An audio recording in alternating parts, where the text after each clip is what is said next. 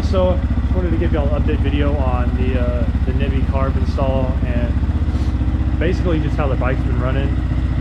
I don't really drive it very often. I just rip it around the neighborhood a little bit. I went to the gas station last weekend with it. Does really well.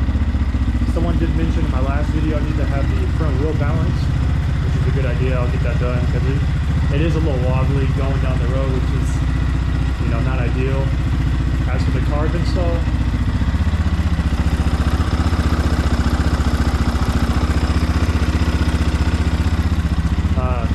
you know, Carb's a headache to install because you don't have much room in here. But you know, once you get in there, it's good. I will say, once you get the slide attached to turn your handlebars from side to side, before you attach it to this side of the boot, before you get it fully connected into there, because if you don't, if you like me and install it, fight with it for 2 hours, start the bike, and then it's immediately trying to run away on your tie idle or whatever you're gonna say, because that slide is stuck open. That slide, if it's open at all, it, you know, thinks that you're giving a throttle when you're really not. So definitely check before you install it on this intake boot to make sure the slide doesn't go up and down whenever you rotate your side, your handlebars side to side. And for the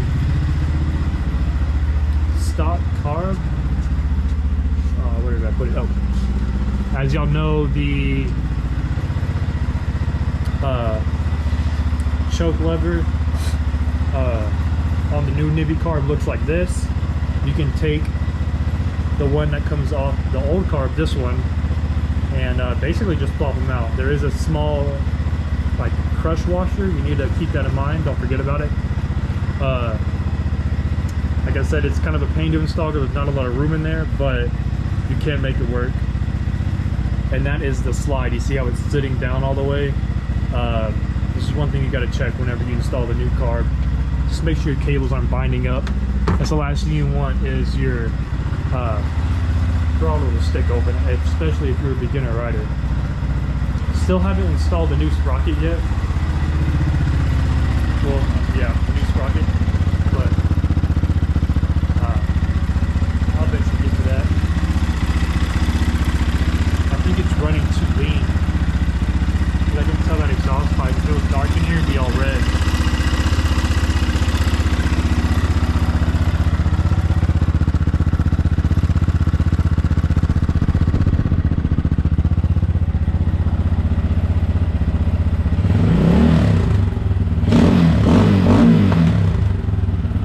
Pops in there, that means it's running too lean.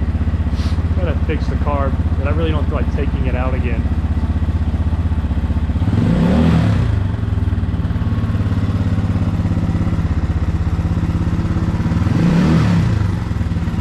I will say it was kind of a headache to start this morning, or excuse me, just a few minutes ago.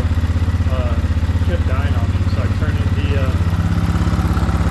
that screw. It's for the throttle. It adjusts the slide. It makes the slide go up and down manually, basically. And I also had an issue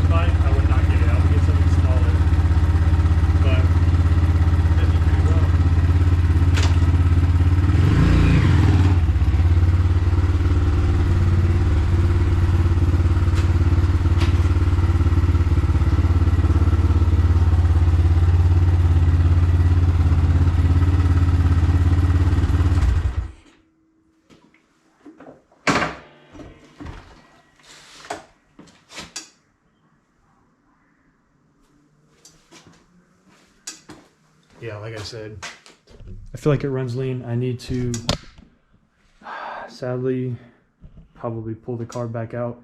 I know a gentleman in my last video, he recommended a setting that he went with.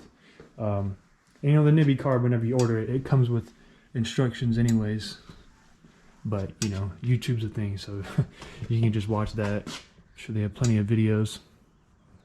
I did look at aftermarket mufflers for these off Amazon, and I had no idea FMF exhaust were like $500-600. Like a cheap one was like $270.